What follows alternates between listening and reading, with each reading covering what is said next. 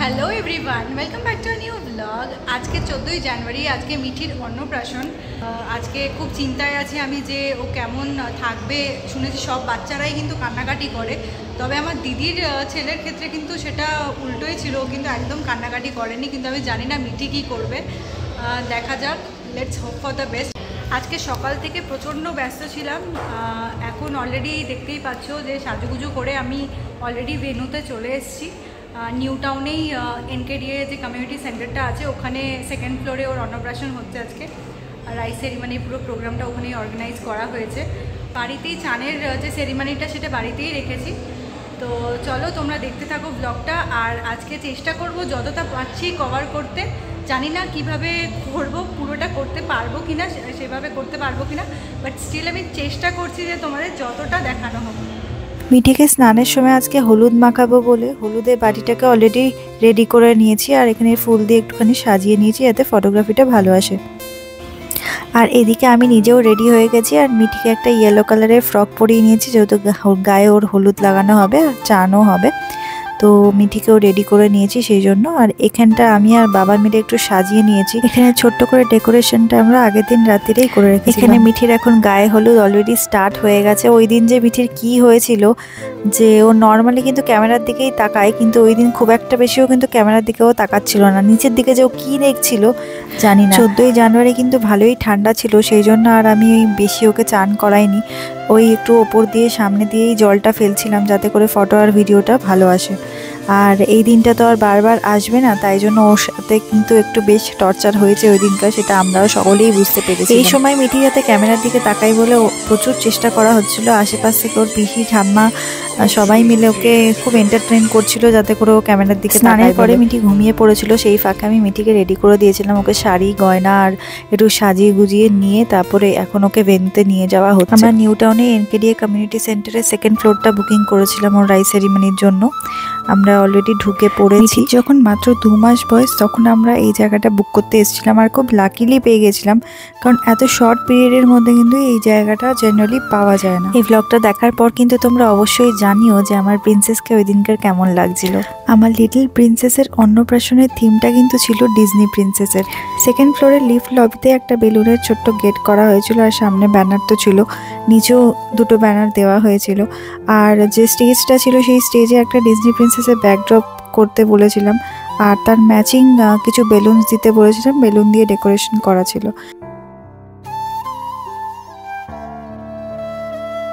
স্টেজের ঠিক সামনে ওর পুরো নামটা লেখা ছিল দিব্যাক্ষী, যে বেলুনের অ্যালফাবেটগুলো পাওয়া যায় সেটা দিয়েই নামটা লিখতে বলা হয়েছিল, আর ওটা স্টেজের ঠিক সামনেটাই দেওয়া হয়েছিল।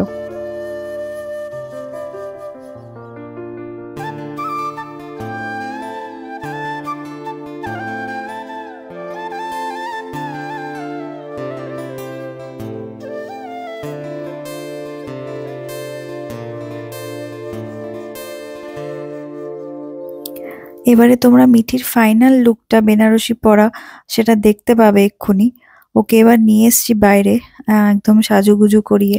তোমরা কিন্তু এটা দেখে অবশ্যই আমাকে কমেন্ট করো যে আমার প্রিন্সেসকে কেমন লাগছে। মিঠির জন্য রেড বেনারসি কিনেছি বলে আমরা ওই দিনকার ত্রিশানকেও রেড কালারের একটা পাঞ্জাবি পরেছিলাম, আর ওকেও ভীষণ কিউট লাগছিল দেখতে ওই রেড পাঞ্জাবিটাতে। এখানে এখন মিঠির ফটো সেশন চলছে, ওকে এখানে সেন্টার টেবিলটার উপরে বসিয়ে দেওয়া হয়েছে। আর এখানে মিঠির পিসিমুনিরা ফটো তুলতে খুবই ব্যস্ত আর একদিকে।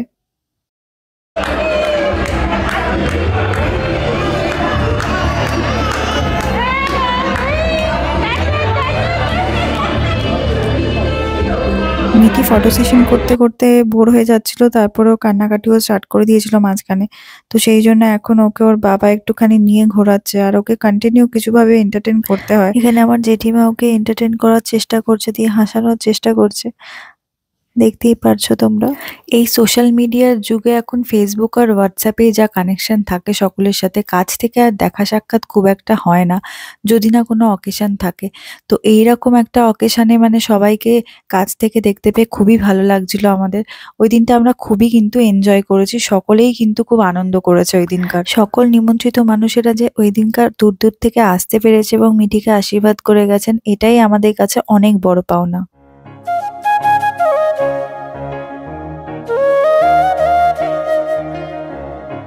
এদিকে মিঠির জন্য দাদুর বাড়ির সব তত্ত্বগুলো এখানে সাজিয়ে রাখা হয়েছে।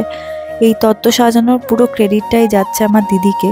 ও কিন্তু খুব যত্ন সহকারে প্রত্যেকটা জিনিস, প্রত্যেকটা তত্ত্ব কিন্তু খুব যত্ন সহকারে সাজিয়েছে। আর কিছুক্ষণের মধ্যেই মিঠির এখন মুখে ভাত হবে। এখানে ওর থালাটা এইভাবে সাজিয়ে দেওয়া হয়েছে। আমি এই ভিডিওগুলো দেখছি আর ভয়েস ওভার দিচ্ছি আর নিজেই ভাবছি যে মিঠির 7 মাস কিভাবে পেরিয়ে গেল, আর আজকে নাকি ওর মুখে ভাত। তো এত তাড়াতাড়ি সময় চলে যাচ্ছে, মানে আমি জাস্ট ভাবতেই পারছি না। এখানে তোমরা দেখতে পাচ্ছ ওকে মহাপ্রসাদটা মুখে দেওয়া হচ্ছিল, আর সেই সময়ও তেমনি কান্না স্টার্ট করেছিল। আমরা যে কিছুদিন আগে পুরী গিয়েছিলাম সেখান থেকে শ্রী জগন্নাথ দেবের মহাপ্রসাদটা নিয়ে এসেছিলাম, আর ওইটাই কিন্তু ওকে ফার্স্ট মুখে দেওয়া হয়েছে।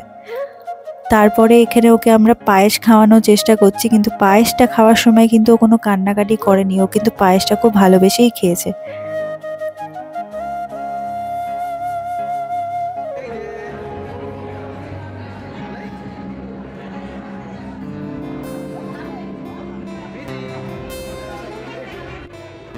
পায়েসটা হয়তো ওর খুবই পছন্দ হয়েছিল, কারণ ও নিজেই আবার ভাইয়ের হাতটাকে ধরে টেনে মুখে ঢোকাতে যাচ্ছিল পায়েসটা খাবে বলে।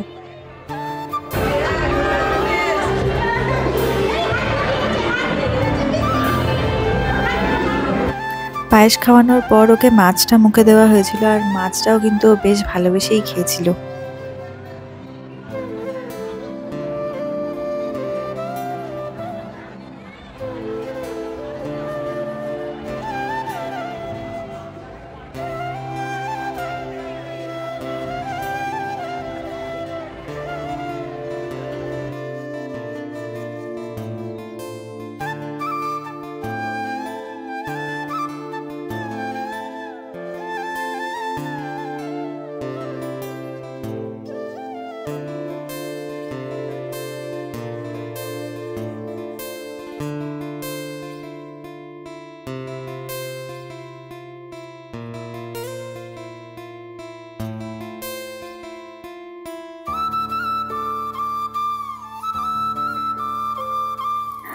এরপরে আমি অন্নপ্রাশনের যে রিচুয়ালটা হতে দেখেছি সেটাই হয়েছিল। একটা থালার মধ্যে পেন, বই, মাটি, টাকা এগুলো দেওয়া ছিল, আর ও কোনটাতে আগে হাত দেয় কোনটা তোলে সেটাই দেখা হচ্ছিল আর কি। তো বইটাতেও প্রথমে হাত দিয়েছিল, কিন্তু বইটা একটু মোটা ছিল, পারলো না তুলতে। তো তারপরে কি ও তুললো সেটা তোমরা নিজেরাই দেখে নাও।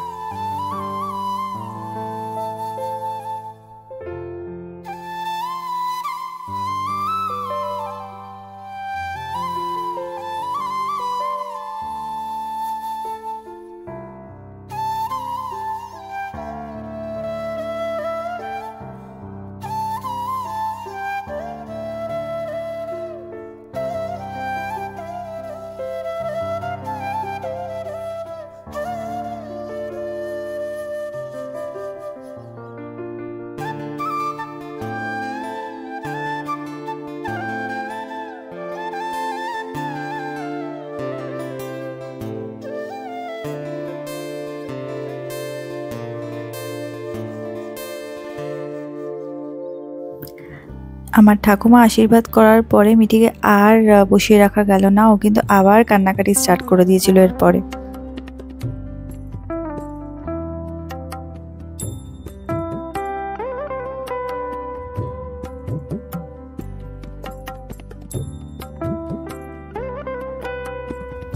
বেনারসিটা আর বেশিক্ষণ ওকে পরিয়ে রাখা যাচ্ছিল না।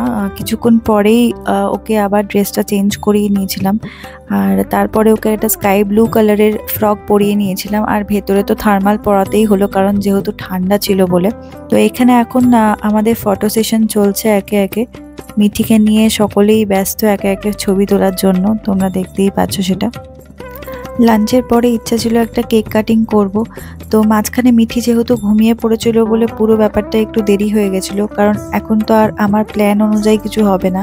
এখন আমাকে মিঠির মতো করেই আর কি, মিঠির রুটিন ওয়াইজ আর কি চলতে হয়। তো কেকটা কাটতে কাটতে প্রায় বিকেল হয়ে গেছিলো আমাদের। মিঠির অন্নপ্রাশনের থিমটা যেহেতু ছিল ডিজনি প্রিন্সেসের, তাই ওর কেকটাও কিন্তু আমি ডিজনি প্রিন্সেসেরই অর্ডার করেছিলাম। কেকটা কিন্তু খুব সুন্দর তৈরি করেছিল, যেমনটা আমি ডিজাইন দিয়েছিলাম তেমনই কিন্তু বানিয়ে দিয়েছিল কেকটা। মিঠি কিন্তু খুব সুন্দরভাবে আমার হাতের ওপরে হাত দিয়ে কেকটা কাট করেছিল। তখন মিঠির মুখে ভাত হয়ে গেছিল বলে কিন্তু ওই দিন আমি ওকে একটু সুযোগ দিয়েছিলাম কেকটা খাওয়ার, আর ও কিন্তু বেশ ভালোবেসেই কেকটা চেটে চেটে খাচ্ছিল।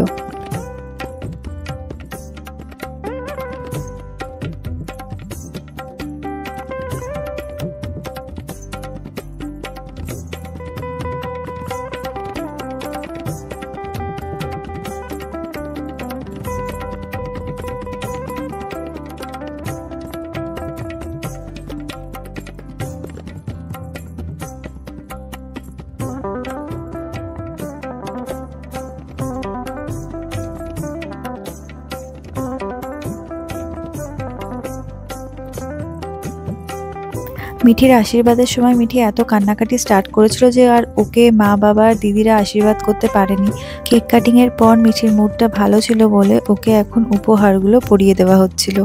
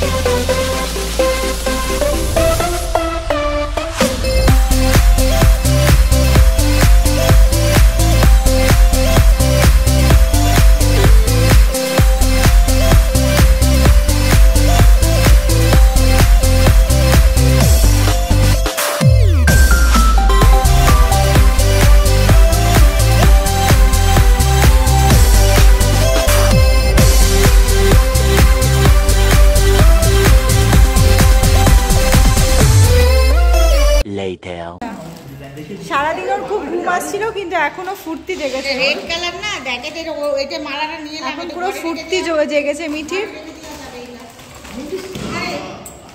কি করছিস মা এটা? আর তোর ঘুমটা কোথায় গেল সারাদিন ধরে? ওরে বাবা একি, এই ওটা মুখে দিবি না। একি সব খেয়ে নেবে, সব খেয়ে নেবে, সব খেয়ে নেবে। দেখবো তুই কত খাস। এবার খাবি তুই, এবার খাওয়া তো শুরু হলো আজকে থেকে, দেখবো কত খাস তুই। ওদিকে গাড়ি দেখছে, ওদিকে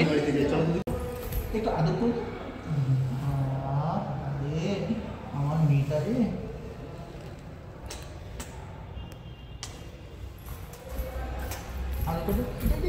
আসে মেরো না আমাকে একটু আদর করতে, একটা আদর করতে। এই জাস্ট অকেশনটা শেষ হলো, এখন বাজে প্রায় 6টা, আর অকেশনটা জাস্ট শেষ হলো। আর আমরা এখন প্যাক আপ করে সব বাড়ি নিয়ে যাচ্ছি। আর এত গিফটস সব বাড়ি নিয়ে যাওয়া এটা বড় ব্যাপার, মানে একটা যে কোনো অকেশনের পর। তো এখন সেই সবই করছি। আর মিঠি এখন পুরো রিল্যাক্স হয়ে শুয়ে রয়েছে। সারাদিন খুব টর্চার হয়েছে ওর সাথে, তোমরা দেখতেই পেয়েছো। ভিডিওটা এখানেই এন্ড করছি। তোমাদের যদি ভালো লেগে থাকে কিছু, তাহলে কিন্তু অবশ্যই আমার চ্যানেলটাকে সাবস্ক্রাইব করে দিও। আর এই ভিডিওটা যদি ভালো লেগে থাকে তাহলে কিন্তু অবশ্যই একটা লাইক করে দিও। আজকের জন্য ভিডিওটাকে এখানেই এন্ড করছি। আবার আসবো একটা নতুন ভিডিও নিয়ে। আজকের জন্য টাটা।